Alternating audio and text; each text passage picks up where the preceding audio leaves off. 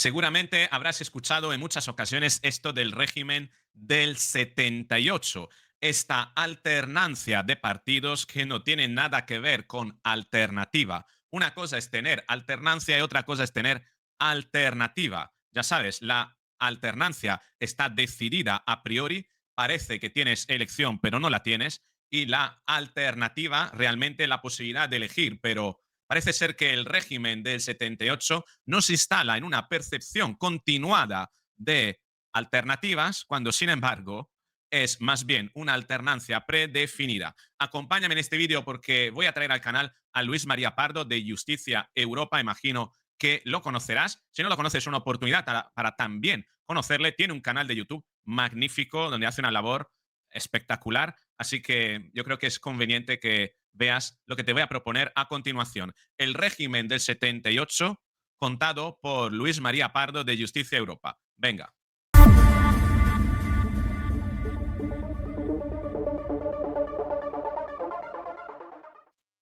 Oye, además, Luis, yo os he conocido, te he conocido porque tenéis un canal de YouTube fabuloso. Me encanta una iniciativa. Además, animo a toda persona que no esté suscrita. Acabáis de llegar a los 50.000. Felicidades. Muchas gracias. Y vais a estar en breve en los 100, estoy convencido. Esto va muy rápido, ¿eh? Intentamos, claro, intentamos dar o intento dar un toque de la corrupción de una manera irónica, sarcástica y a veces, como me han dicho, histriónica, pero que creo que es necesaria para que buena parte de la sociedad comprenda de que no es echar a determinado político, o sea, que no es echar a Pedro Sánchez, que hay que echarlo, o que sí que hay que echar mañana al señor Feijóo o al que sea, que el problema se ha sustentado sobre un régimen del 78 que a través de la Constitución ha facultado que todo esto suceda. Por tanto, la solución no puede ser nunca el problema. Si tú tienes un problema, tienes que buscar una solución, pero desde luego no vas a aplicar el mismo problema para intentar solucionar las cosas. Y de ahí el telediario de las noticias del régimen del 78 y su corrupción. Corrupción que se arrastra pues desde hace prácticamente desde sus inicios, ¿no? Lo que pasa es que hoy en día, con las nuevas tecnologías, con la capacidad que tenemos de poder llegar a muchas personas a través de YouTube, de Instagram, de otros canales, hacen que la gente pueda escucharte, pueda ser crítico, pueda reflexionar y, como siempre digo yo, cuestiónese todo lo que pasa a su alrededor, porque hoy en día lo puede hacer, tiene los medios para hacerlo, ¿no? Y el telediario que hacemos todos los días es un poco un telediario de noticias, pero visto con una perspectiva diferente. No, para mí ya es una constante, el telediario de la corrupción del régimen del 78. Además, es decir, está súper bien elegido y además muy enfocado. Son vídeos cortitos, fáciles de comprender, lo haces muy fácil de entender y a veces no lo es tanto. Sabe que, bueno, hay un interés por parte de la política de complicarlo todo para confundir y despistar, ¿no? Sí, absolutamente. Y lo que pretenden es, sobre todo hoy en día, con tanta noticia, sobre todo tanta noticia de corrupción, que las personas, primero, ya no sean capaces de discernir, ¿no? ¿Qué es lo grave de la noticia del día que sale o qué es lo que no es grave? Entonces, ellos te llevan a que si, por ejemplo, hay una noticia de corrupción que se han llevado, pues yo qué sé, 1.000 millones de euros, pues que no se hable de los 1.000 millones de euros, que se hable que si fulano se va con fulana, o que si eran chistorras, o que si eran soles, y la gente pues vaya a los bares y le entre la risa, ¿no? Entonces tú dices, ¿veis cómo un poco intentan que se institucionalice la corrupción? O sea, que la gente lo absorba como una esponja y que vaya aumentando. Es decir, bueno, esto tampoco es para tanto, tampoco es para tanto, tampoco es para tanto. Claro, llega a un nivel en el cual dices, oiga, ¿cómo que no es para tanto? Claro que es para tanto. Lo que pasa es que la gente pues, tampoco tiene capacidad a veces de llegar a comprender todo lo que sucede. Y yo intento un poco desde el ámbito profesional de la abogacía, desde el ámbito también cívico-político y también un poco con la ironía, el que la gente comprenda o intente comprender que estamos ante una situación sumamente grave, porque al final los perjudicados de toda esta historia somos nosotros, porque a través de la Correcto. inquisición fiscal toda esta gente puede corromperse y hacer corruptelas. Entonces, desde luego, no podemos continuar con un ordenamiento jurídico en el cual no hay una base para que se defienda al ciudadano. Y yo te lo he dicho alguna vez a micrófono cerrado, se está italianizando España. O sea, estamos viviendo lo mismo que pasó en la Italia de los años 70, de los años 80, y es gravísimo, porque estamos a nada de que comience a suceder lo que en Italia sucedió en los años 80, que se mataban a jueces, que se atentaba contra periodistas, que la gente no tenía libertad, que se volaban bancos, y esto puede ser una realidad que puede llegar a suceder aquí si no le ponemos freno y ponemos unas normas jurídicas que impidan que los partidos políticos o que los políticos se corrompan. Yo te puedo garantizar que lo viví, la Tangentopoli de los años 90, y eso supuso que después viniera lo peor, que fue Berlusconi. Claro, ¿Sabes? o sea, Entonces, porque el otro día salía un imputado, creo que era Víctor de Aldama, en el cual definía España por cupos.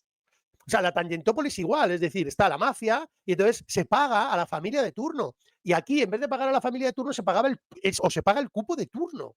Es que esto es totalmente. gravísimo, porque Pero han adoptado. también te digo, Luisma, que los de Tangentopoli eran unos aprendices frente a lo que yo estoy viviendo y viendo aquí en España, ¿eh? Es Sí, increíble. Mira, te quiero compartir un par de noticias para que nos digas si esto es régimen del 78 o si tiene relación con lo que estamos comentando. ¿Eh? El Ministerio de Hacienda inyecta 63 millones de euros a Radio Televisión Española para seguir la estela de los últimos meses, pero además lo hace de una manera cínica, un año después de haberse repartido los asientos del Consejo, que ya, fue el día después de la Dana, no lo olvidemos, con gente claro. todavía ahogándose y del que excluyeron algunos partidos, hicieron ahí un contubernio, ¿no? Y para celebrarlo, como extractivamente, con nuestros impuestos, tienen tanto dinero, se lo Mira, reparten como a ellos claro, les antoja, ¿no? el régimen del 78 es la corrupción, es la podredumbre, es el fango, es que tengamos una televisión pública a la que haya que inyectarle cientos, porque aquí vienen 63 millones, pero en realidad son cientos de millones de euros para mantener una estructura que es como el vehículo de información del partido que se encuentra en el gobierno.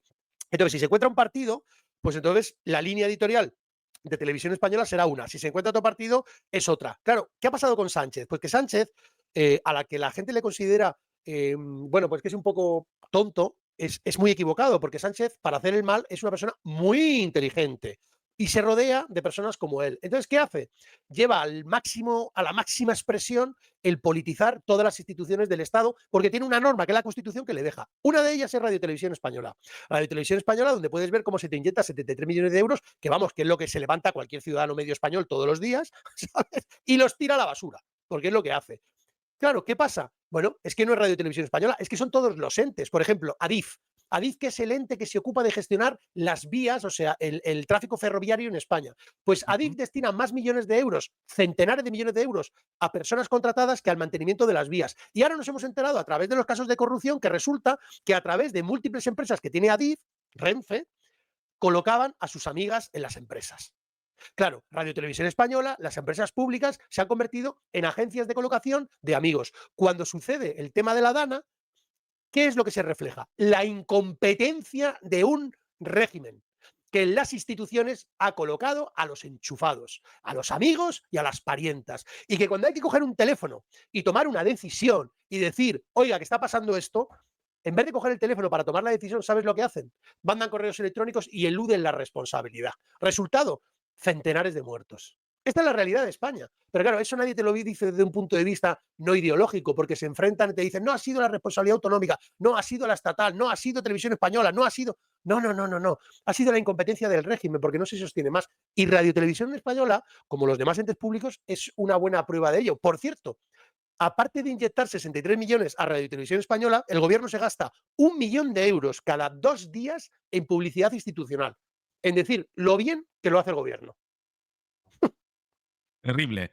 La Dana, que desde mi punto de vista fue la Chernóbil de España. Y Chernóbil fue digamos, el episodio que luego hizo que cayera el comunismo en la Unión Soviética. Lo ubican los historiadores como el punto de inflexión. Lo que pasa que no fue una cosa tan inmediata. Pasaron del 85, 86, ¿no? Hasta el 89, la caída del muro, pues pasaron 3 años largos, ¿no? Esas cosas van lentas. Pero además, hay otro elemento que quiero compartir contigo, a ver si. Porque, claro, un régimen tiene que generar incompetencia para mantener su rueda de la corrupción girando, ¿no?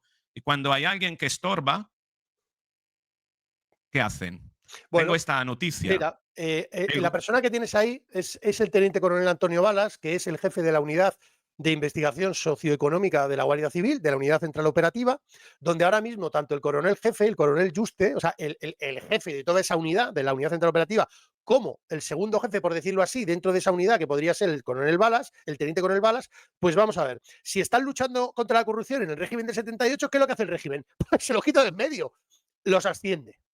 Y tú dices, pero bueno, y no hay, no, los asciende. ¿Y a quién va? Y yo te pregunto, Roberto, ¿y a quién piensas tú que van a colocar en la unidad que está investigando la corrupción y en el jefe del que tiene la unidad que va a investigar la corrupción? Pues te lo voy a responder. Esto es en la Guardia Civil. En el cuerpo hermano, que es la Policía Nacional, había una unidad igual que esta, que era la UDEF. Pues ya la Ujú. UDEF no investiga la corrupción, porque cuando se investiga la corrupción, ¿a quién se investiga? A los políticos. Entonces, Claro. no interesa tener unidades especializadas de delincuencia económica. ¿Por qué? Porque van a acabar todos en la cárcel.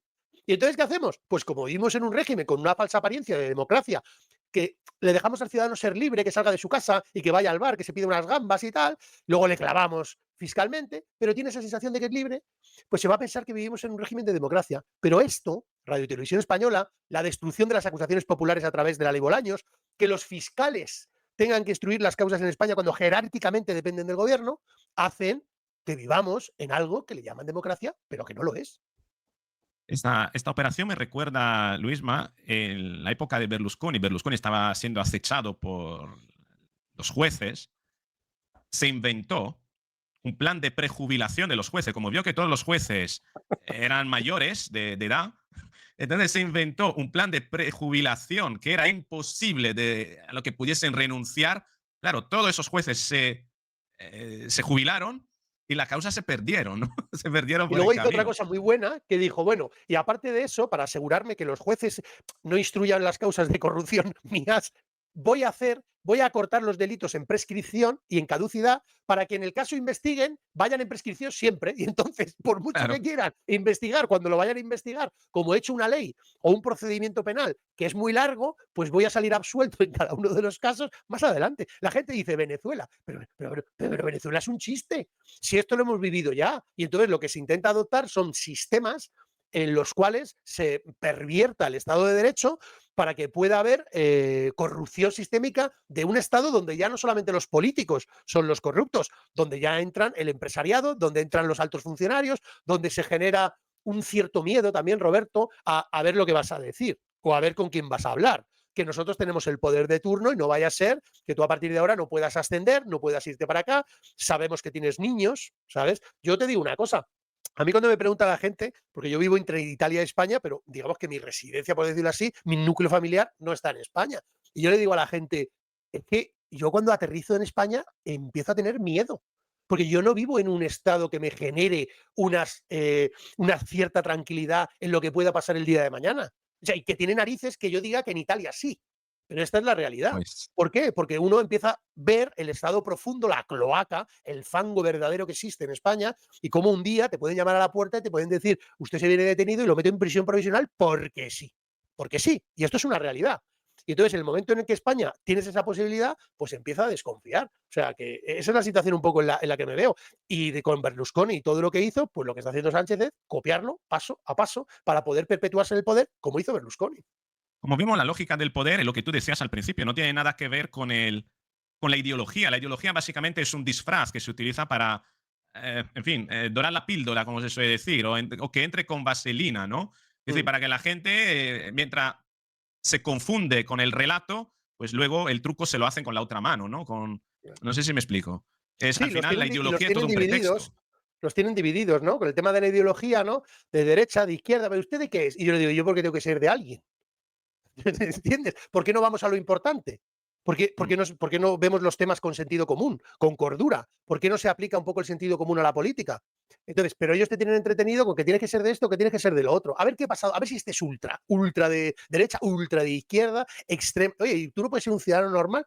No, eso no puede ser. Sí, puede ser. Además, yo creo que hoy en día hay una buena parte de la sociedad, sobre todo desde hace 5 años, que yo creo que ha despertado en ese sentido del sentido común y el de aplicar la lógica a las cosas. Y desde luego de cuestionarse mucho. O sea, yo cada año que pasa me cuestiono más cosas y me llego a cuestionarlo todo. Y yo creo que sí que hay una corriente de los ciudadanos que como que ya no están dispuestos a que le engañen otra vez, ¿no? Y que no se fían ya de la ideología en el sentido de izquierda o derecha, o tienes que ser liberal, conservador, no, no, no, no, que aplican el sentido común. Y ahí es cuando tú puedes entrar en la crítica, en la reflexión serena, en el debate, en la discusión, que no siempre podemos estar de acuerdo, y nos alejamos de ser hooligans o forofos o tifosos de equipos de fútbol, que es lo que se ha convertido la política, porque así te entretienen en el circo de los payasos, que es el régimen del 78. Luis, pero me preocupa una cosa. Uy, a mí me preocupan Que muchas, ¿eh? no, pero una más que todas, porque la gente confía en que esto va a pasar porque tiene un derecho que va a ejercer cada 4 años y que si algo va mal, la gente se va a dar cuenta o antes o después, pero siempre quedarán las elecciones para echar al malo. Pero estamos viendo, y yo ya he entrevistado más de una persona que me han dicho, no, no, no, Roberto, cuidado, porque una cosa es el proceso electoral, como te lo enseñan, y otra cosa son los resultados después. Como, y digo, ¿qué? ¿Qué A significa ver, esto? claro, el proceso electoral en España, y tal y como está diseñado, genera, o sea, a la población española se le ha tratado como niños durante los últimos 50 años. Hay determinadas verdades que no pueden ser explicadas a los ciudadanos españoles porque se llevarían las manos a la cabeza o al corazón. Y entonces, como vivimos en una sociedad infantilizada, porque así la han querido a través de ese régimen, hay ciertas cosas que los españoles no llegan o no quieren llegar a comprender. Y una de ellas, y creo que es una de las más graves después de la corrupción, es la no transparencia electoral, en el que los procesos electorales en España tienen gravísimas irregularidades y en el que la sociedad española se pone de perfil o incluso se lleva las manos a la cabeza como diciendo, pero si tenemos el mejor sistema electoral del mundo, porque los españoles son muy de, tenemos la mejor sanidad del mundo, ahí estáis viendo lo que está pasando, tenemos la mejor alta velocidad del mundo, ahí veis que yo, por ejemplo, de Málaga a Madrid ya me cojo un avión y no voy en tren. Podemos seguir. ¿Tenemos la mejor sistema electoral del mundo? No, no lo tenemos. Y tenemos graves deficiencias que incluso pueden ser determinantes para ser irregularidades electorales o incluso fraude electoral. Además, lo que la gente no sabe es que en España no existe una administración electoral. Mira lo que acabo de decir. No hay un cuerpo de administración electoral. Depende en un híbrido de la justicia y de una parte de los ciudadanos, donde cuando van a votar les llaman a veces de presidente de mesa o de secretario y se piensan que con eso ya se ha cumplido el espíritu de esta norma, que es la ley orgánica de régimen electoral, que es pública y que todo es público, pero que en realidad lo que se esconde es una gran mentira. Una gran mentira como es el día de las elecciones y el juego sucio que hay en las elecciones, donde quien manejan verdaderamente el proceso electoral son los apoderados de algunos partidos e Indra, que es quien gestiona el recuento. Bueno, en resumida cuenta, después de esta charla con Luis María Pardo, he llegado yo a una conclusión, que el régimen del 78 se basa en una alternancia de partidos predefinidos bajo el engaño de que estos sean alternativas. Todo esto basado en la corrupción orientada a tener el control de 5 elementos importantes: el control del dinero que se reparte precisamente, y se reparte a través de prebendas, subvenciones, redes clientelares. La izquierda utiliza básicamente las subvenciones y las ayudas a los más desfavorecidos. La derecha utiliza más bien las subvenciones a empresas, pero básicamente es lo mismo. El segundo elemento es el control de la comunicación, de los medios de comunicación. El tercer elemento, el control del poder policial. Un cuarto elemento es el control de la justicia a través del reparto de jueces, del Tribunal Constitucional, que no es un tribunal jurídico, sino que es un tribunal político que puede revertir las decisiones del tribunal, de los jueces del Poder Judicial. Y un quinto elemento, que es el control del poder electoral.